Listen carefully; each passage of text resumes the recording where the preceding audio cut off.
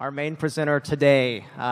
He was the Texas Art Educator of the Year in 1999 and the Art Educator of the Western United States in 2000. He has a doctorate in art from the University of Illinois and has consulted on art education for the Swedish Ministry of Education and the Indonesian and U.S. Departments of Education. And he's led 2 art tours across Europe. Published 3 books, one of them with his wife Mary, who is also an artist and art educator. And oh yeah, he's a member of our Oasis community. Let's welcome back Mr. Dennis Fehr.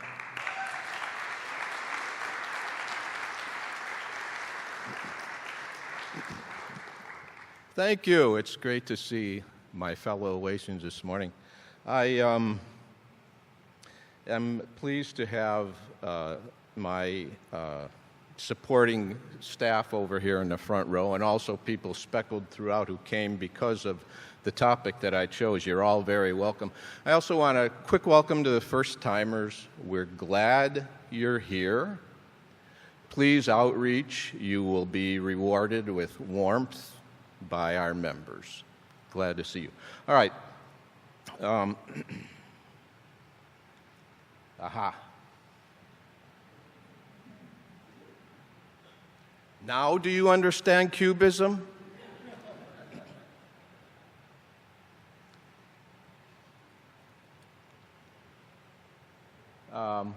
Oh, yes. Picasso favored shirts like this, a lot of photographs of him with shirts like this. And I'm not the only artist to pay tribute to him in this way. Some of you might recognize Andy Warhol.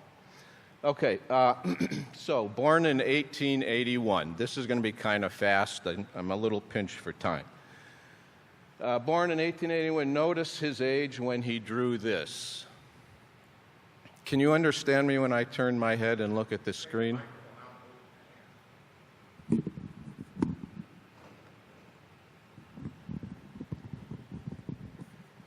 Oh, it's taped. Just pull it off. Okay. Testing. Are we good? Okay. Yeah, he called it Profile of Human Rights, which is a pretty sophisticated title for a 12-year-old, not to mention the rendering skill involved in it. These are from plaster casts that he drew when he was in art school. His father was an artist, and he encouraged Picasso's artistic development. And so there are several of these highly, highly skilled renderings. I don't know that I would call them art.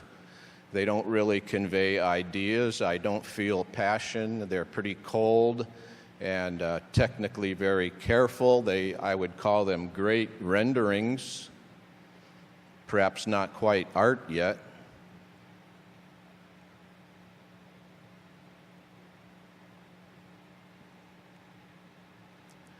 His father, as I said, was an artist, and not a bad artist. He was actually able to partly support his family from his art sales, so he was a good enough painter that people bought his stuff. But when Picasso was, he was 15 when he painted this. When Picasso, the son, painted this, his father stopped being an artist. His son was better than he was, so he stopped. He continued being an art teacher, but he stopped being an artist. So anyway, I think now we're looking at Picasso the artist. This is his sister's communion ceremony. He was a Catholic. He claimed all his life to be an atheist, but one of his paramours made the statement that he actually was the most Catholic of all Catholics. So he was superstitious. When he would get his hair cut, he would take the clippings home because he didn't want anyone to get their hands on him to perform witchcraft. So he was like that. Anyway, it's just a tender scene. It is emotional. We can tell that it was important to the artist, and we are looking at a 15-year-old who is a genuine artist. 1897, Science and Charity. We see the nun representing charity. We see the physician representing science. He used his father for a model a lot. In these early years, the physician is actually his father. All right, here we go. It took me 4 years to learn to paint like Raphael, but a lifetime to learn to paint like a child. Now we are getting to the core of why Pablo Picasso was an important artist. Renaissance realism meant nothing to him. He was not impressed because he was so expert at it himself. His creative mind wasn't satisfied with it anymore. He needed to find a new way to paint. And in this regard, he was just like all kinds of avant-garde artists working at the time. He moved from the little town in Spain where he was born, Malaga, to Paris when he was a teenager. And he joined a lot of other people who were thinking new ideas and trying to define this new century that they found themselves in and deal with a world that was becoming industrial and then so on and so on. And he had an inventive mind. He needed to move past realism. That was the impetus that explains Picasso. Finding new ways to paint. The camera had come in and usurped a lot of the jobs artists had, portraits and landscape and stuff like that. Why sit for 10 hours in front of an artist when you can sit for 10 minutes in front of one of those early cameras and get an exact likeness of yourself? So there were a lot of artists. The Impressionists were all about finding a new way to paint. 50 years before Picasso, the Post-Impressionists and so on. One of the reasons he is considered so important is because he came up with a style we call Cubism. And we'll look a lot at Cubism in a moment. That's how he portrayed himself in 1896. As we go chronologically through his life, I put different portraits of himself that he did, and you'll see how his style changed. Now, 5 years later, he's painting himself like this. What happened? Well, multiple things. His best friend, an artist named Casagamos, committed suicide. They were roommates, they were studio mates. Casagamos was a good young artist, promising young artist. He had a love affair. The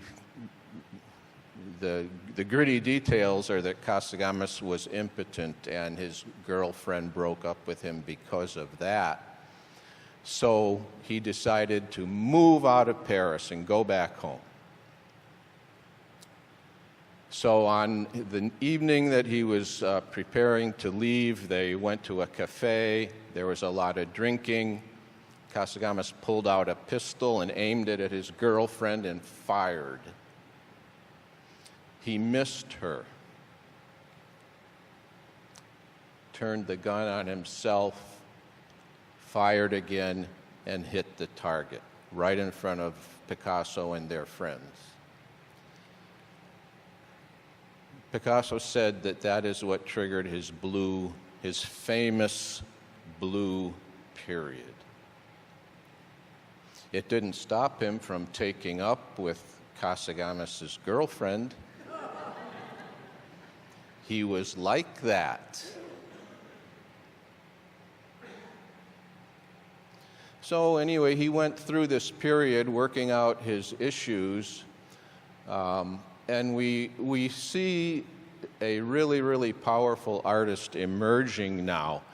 The gesture of the body, the exaggerated leaning down of the guitarist's head, the fingers, the hands. Picasso learned from an artist named El Greco how to paint hands, and we see the same hands in Picasso that we see in El Greco.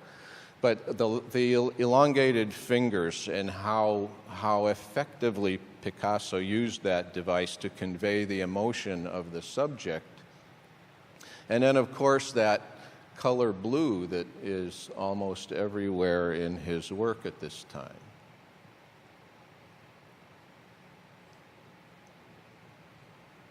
We're talking about genuine artistic authority at this point. He's in his early 20s, and it's just one powerful emotional image after the other. Then comes this. This was the game changer, folks. He was working with another artist, Braque. They were studio mates, and they were both exploring at the same time, and Braque deserves a lot of credit for Cubism. But this restless mind of Picasso's that would never stop. He was a compulsive worker. He produced thousands of artworks over the course of his life. Most artists don't produce at that level. He never stopped. Most photographs of him seem to be of him making art rather than lying back and being on vacation or something like that. He couldn't stop almost. And so anyway, they were working with this idea of deconstructing and reassembling and of presenting the model from different perspectives. We can see her from the back, we can see her from the front, we can see her from both sides at the same time.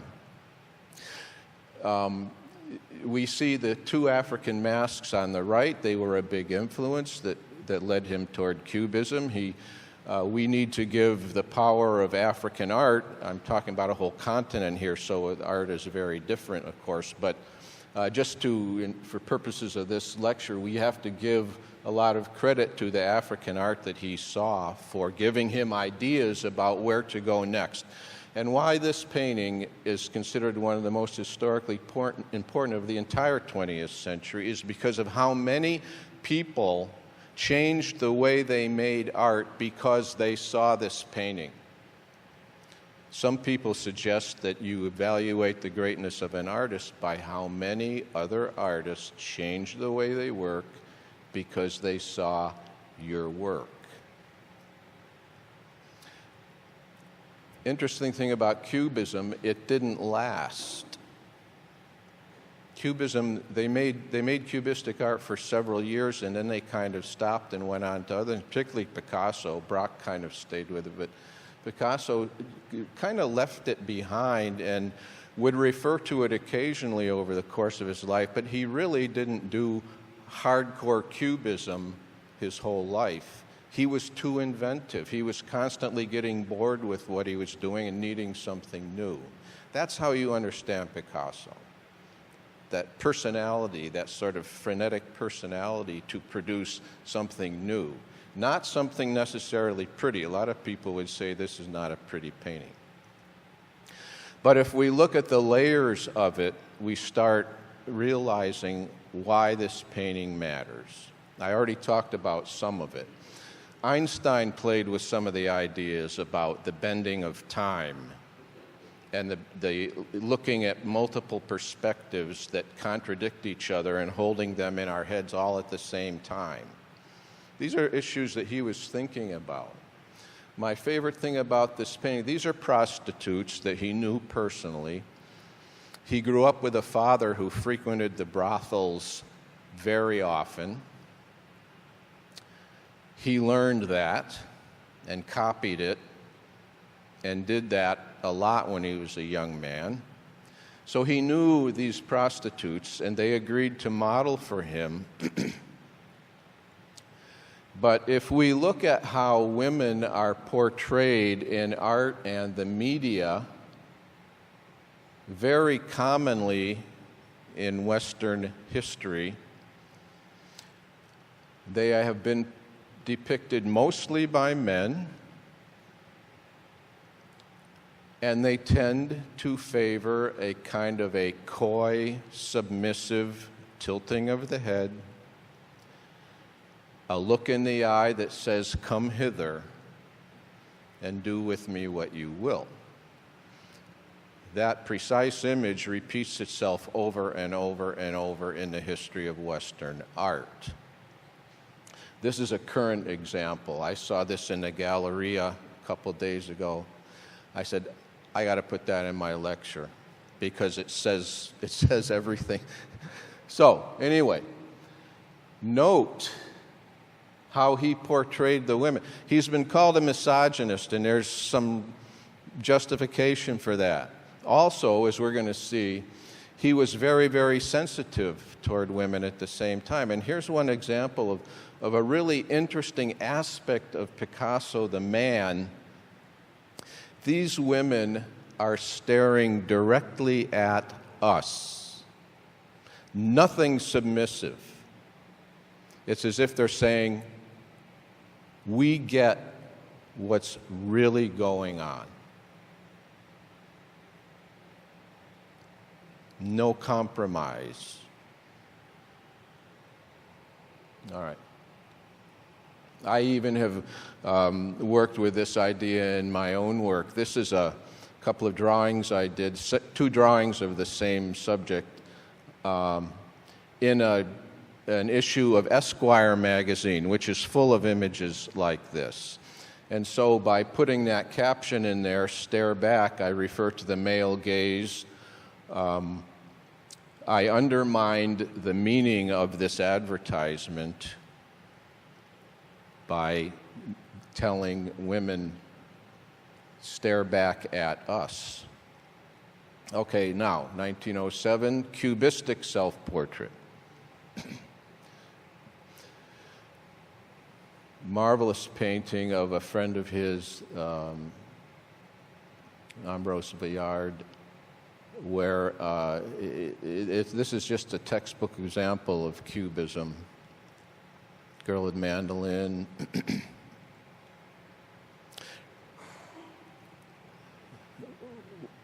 Where's the T-shirt? There you go.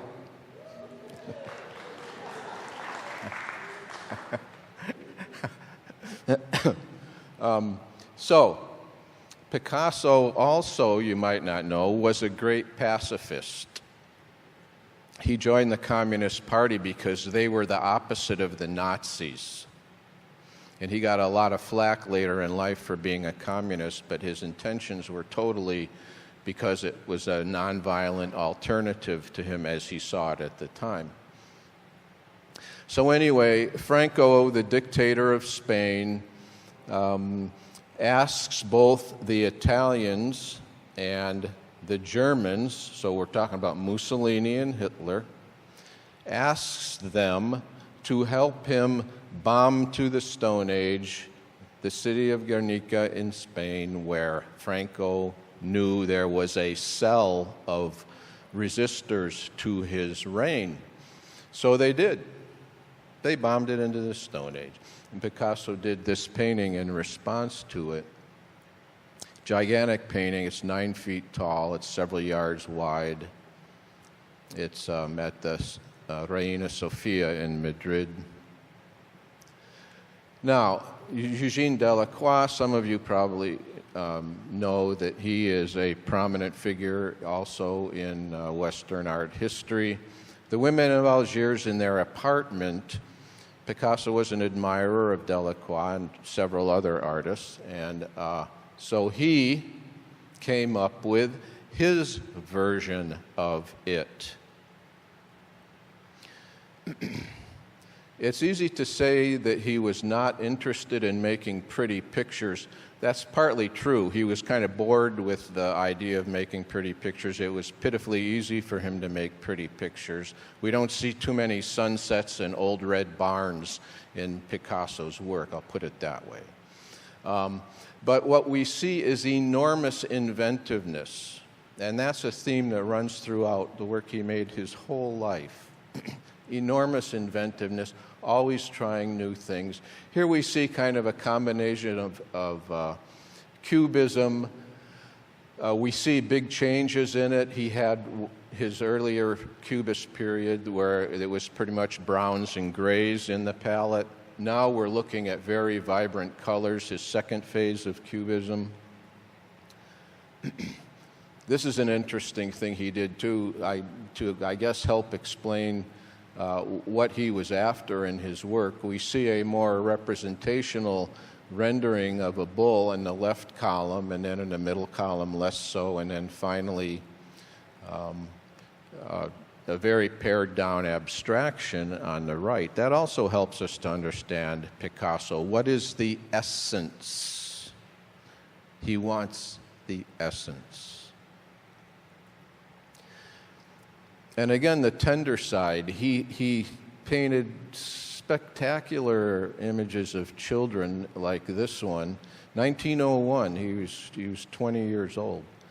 And the way the hands are, again, how effectively he uses hands, and the tilting of the head, gently holding the dove of peace. Another one, just very, very charming.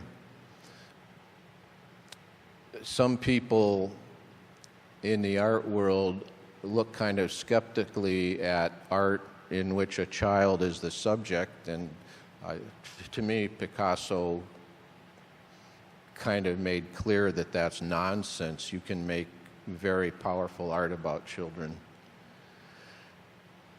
Absolutely stunning drawing of the mother, how he exaggerates the anatomy. The shoulder on our left is very high, the one on our right is very low.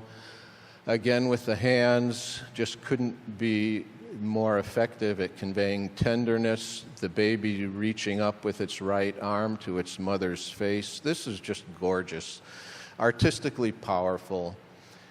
And interestingly, this is 1904. He's in the middle of his blue period, and he did a painting of this. The painting actually is not as strong as this drawing.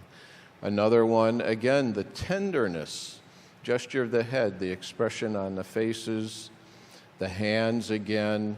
Her left hand is cupping the baby around the waist, and her right hand so gently resting on the baby's leg, the baby's foot up on the knee. Just beautiful and powerful. 1922.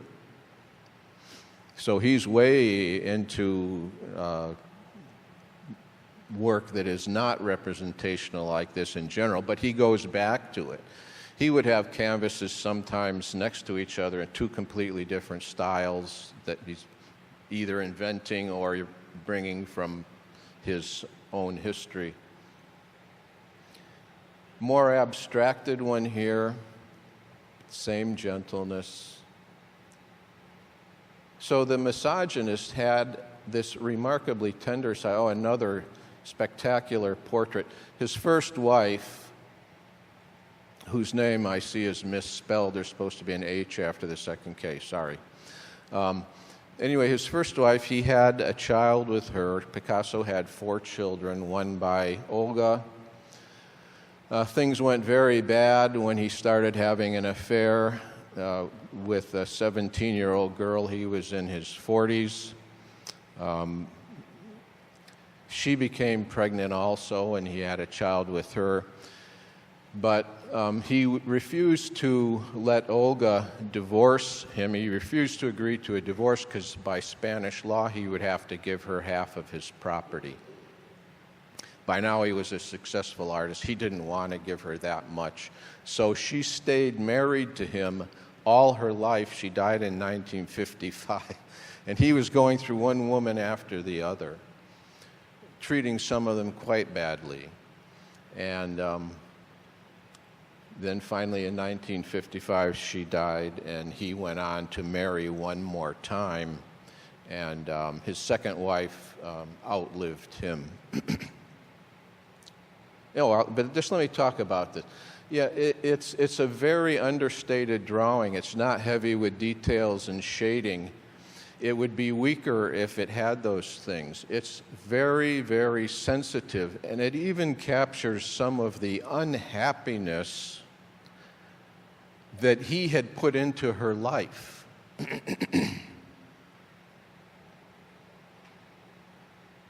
Say, oh, there, I spelled it right. Dennis, way to go.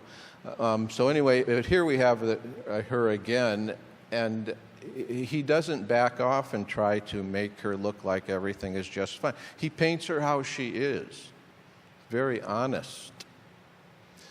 Now, he must have been mad at her. And we see that pattern followed with Picasso as we go through his life. What was his relationship like with his current mate? Very tender and loving, beautiful paintings, gradually turning into monsters over and over. We can chronicle his timeline just by looking at paintings of all of his mistresses. Okay, this is a painting of the 17-year-old. She was with him for several years. By now he has 2 children. Oh, things are going bad.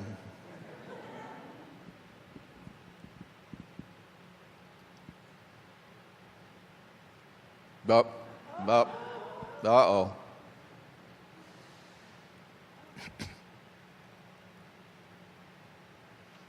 This is an interesting one, a girl looking in a mirror painted in a highly abstracted style. The way the mirror image is so different from the actual girl's image, and how he does her profile and frontal face both at the same time. And so he's creating a lot of layers that make us have to stop and think. It's another sign of great art. You have to stop and think about it. A lot of us buy art that looks good because it matches our sofa.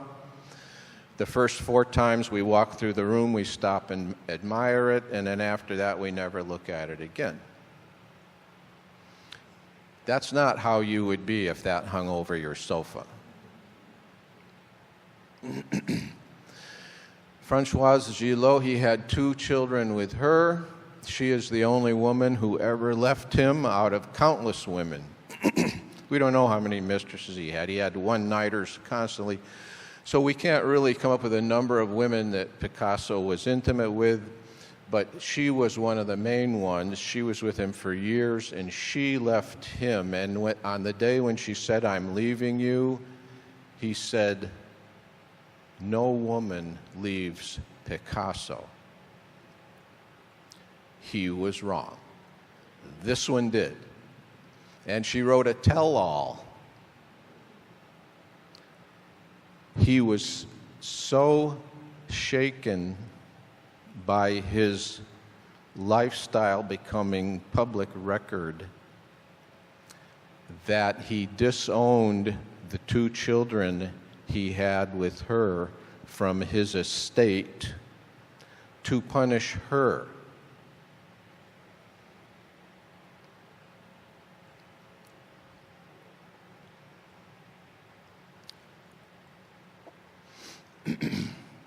He did a lot of these. He loved bullfighting. The other thing his father did when he wasn't visiting brothels was going to bullfights. And so Picasso grew up watching bullfights.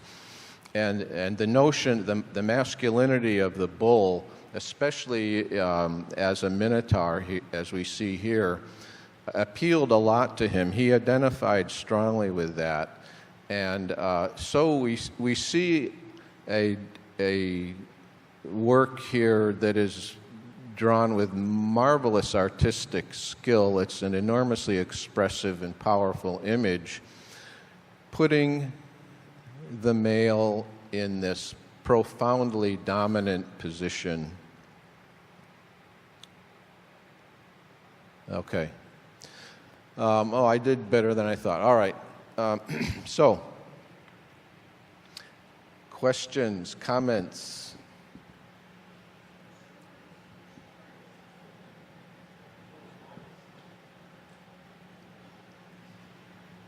Question here in the front.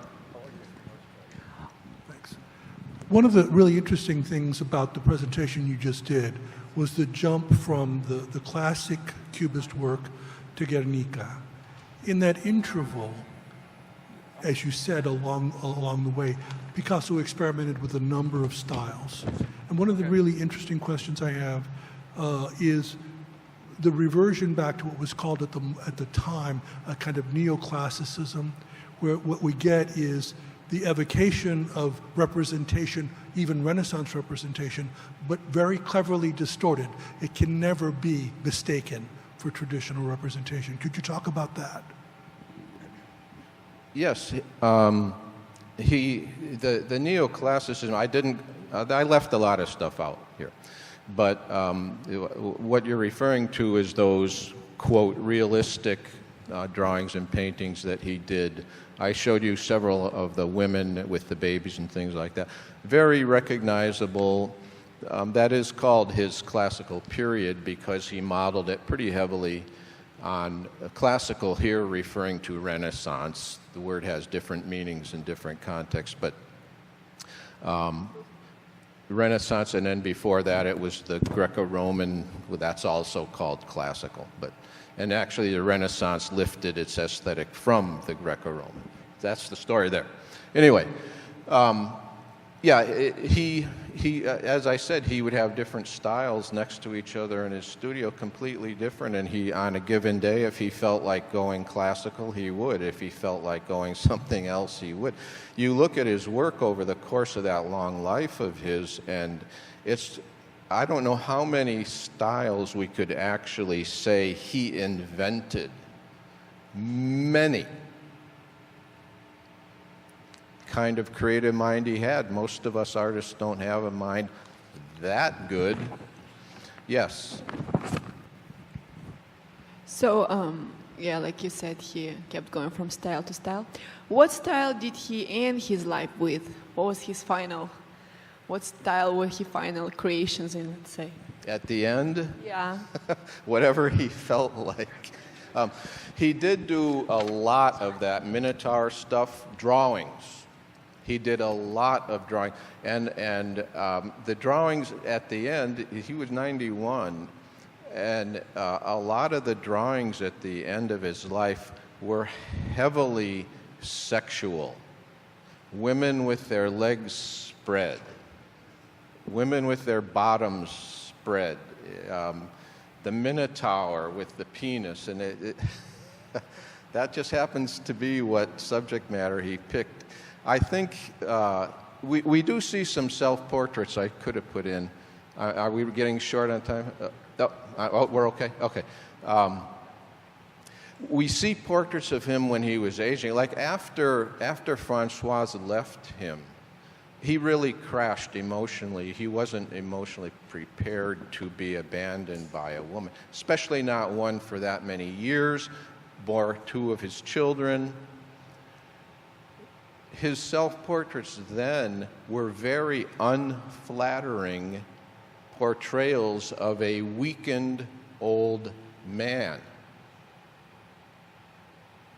Then, years go by, he's in his late 80s now, early 90s, and all of a sudden he's the Minotaur again. Oasis, let's give it up for Mr. Dennis Fehr.